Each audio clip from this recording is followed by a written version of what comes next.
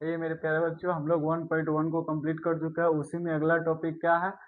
अपरिमेय संख्याओं का पुनर्भ्रमण। इसको हम लोग पढ़ते हैं। उससे पहले जान लीजिए, अपरिमेय संख्या तो मैं आप लोग को बता ही चुका हूँ, लेकिन फिर भी देख लीजिए क्या होता है अपरिमेय संख्या। वैसी संख्या जिसे p बटा क्यू के रूप में नहीं लिखा जाता है, उसे अपरिमेय संख्या कहते हैं। अपरिमेय संख्या में क्या क्या आती है? √2, √3, √5, √15, पाई।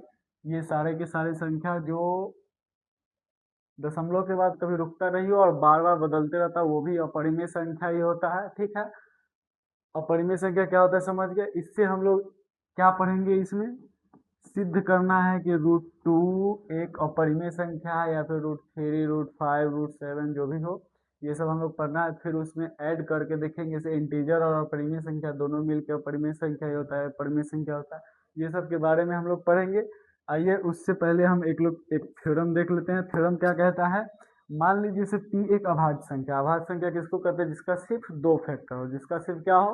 दो फैक्टर हो। ठीक है, तो p एक क्या है? अभाज्य संख्या जिसका सिर्फ और सिर्फ दो फैक्टर है। ठीक है, यदि p a स्क्वायर को विभाजित करता है, p अगर a स्क्वायर को विभाजित करता है, तो निश्चित है से p a को भी विभाजित करेगी, जहाँ a कोई धनात्मक पूर्णांक है, पॉजिटिव इंटर। एग्जाम्पल में देख सकते हैं आप लोग, अगर कोई संख्या दो है, दो मान लीजिए वो p है। ठीक है, और ये चार का स्क्वायर है, चार का स्क्वायर को मान लीजिए ये a है, a स्क्वायर होगा इस टाइप से। तो ये दो चार का स्क्वायर को विभाजित करेगी, निश्चित करेगी। उसी प्रकार दो जो है वो चार को भी क्या करेगी? विभाजित करेगी। ये बहुत इंपॉर्टेंट थ्योरम है, इसको एक बार फिर से देख लीजिए। अभाज्य संख्या होगा तो p जो है a स्क्वायर को विभाजित करेगी, तो p a को विभाजित करेगी। और ये क्या है? परिमेय संख्या। एग्जाम्पल देख ही सकते हैं, अगर और चाहिएगा तो एग्जाम्पल ले सकते हैं। जैसे चार 8 के स्क्वायर को विभाजित करेगी, तो निश्चित है से चार जो होगी वो 8 को विभाजित करेगी। ठीक है, तो ये दूसरा एग्जाम्पल हो गया। आइए, इसका उपयोग हम लोग सिद्ध करने में करते हैं। इसको देखिए क्या होता है। क्वेश्चन कैसे पूछता है? सिद्ध कीजिए कि √2 एक अपरिमेय संख्या। इसी प्रकार बहुत सारा क्वेश्चन पूछता है, √3, √5, √7 इस तरीके से पूछता है। तो आइए हम लोग सबसे पहले √2 एक अपरिमेय संख्या सिद्ध करके देख लेते हैं। सिद्ध करने के लिए आपको क्या करना होगा? कंट्राडिक्ट एराइज करवा देना होगा, यानी कि विरोधाभास उत्पन्न करवा देना होगा। विरोधाभास उत्पन्न कैसे होगा? यहाँ पे अपरिमेय संख्या है, तो इसको हम लोग परिमेय संख्या मान लेंगे। क्या मान लेंगे? परिमेय संख्या। परिमेय संख्या मानेंगे तो निश्चित है तो उसमें दो पूर्णांक आएगी। वो दो पूर्णांक मान लेते हैं, वो a और b है। दो पूर्णांक कौन है? a और b है। a और b विद्यमान होंगे तो कोई भी परिमेय संख्या होता है वो p बटा क्यू के रूप में होता है। कोई भी परिमेय संख्या होता है वो किस रूप में होता है? p बटा क्यू के रूप में होता है। ठीक है, जहाँ a और b सहभाज्य संख्या है। सहभाज्य संख्या मतलब क्या हुआ? कि a और b जो है निश्चित है से वो सिर्फ और सिर्फ एक से ही कटेगा। इससे कटेगी?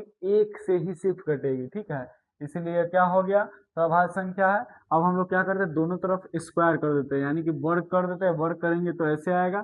फिर √2 स्क्वायर से रूट क्या होगा? हट जाएगी। यहाँ पे a स्क्वायर बटा b स्क्वायर।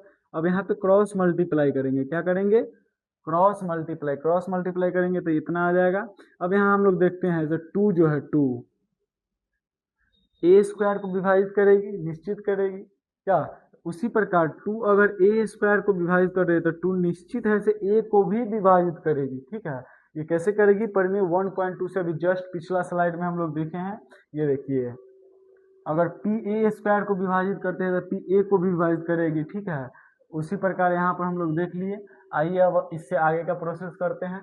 मान लेते हैं से a बराबर 2c है। a बराबर क्या है? 2c। a बराबर क्या मान लेते हैं? 2c। c क्या है?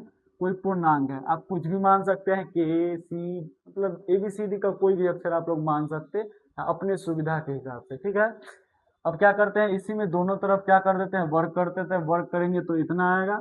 अब ए स्क्वायर का जो मान आप लोग देखेंगे पिछला स्लाइड में, यहाँ पे देखिए ए स्क्वायर बराबर 2b स्क्वायर है ना।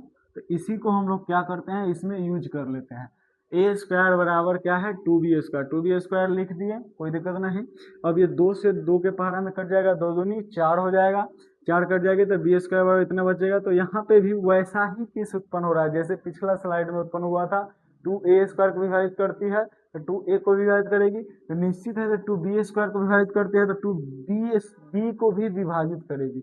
यहाँ पे हम लोगों ने पिछला को इक्वेशन फर्स्ट यानी कि समीकरण 1 माना था और इसको समीकरण 2 मान लिया। अब हम लोग देखते हैं क्या समीकरण 1 एवं 2 से हम कह सकते हैं कि ए और बी का उभयनिष्ठ गुणनखंड क्या है 2, क्योंकि दो दोनों को काट रहा है, ए को भी काट रहा है बी को भी काट रहा है इस परिमेय के अकॉर्डिंग, ठीक है। उसके बाद क्या कह रहा है, यह तथ्य का विरोध करता है कि ए और बी में एक के अतिरिक्त कोई उभयनिष्ठ गुणनखंड नहीं है।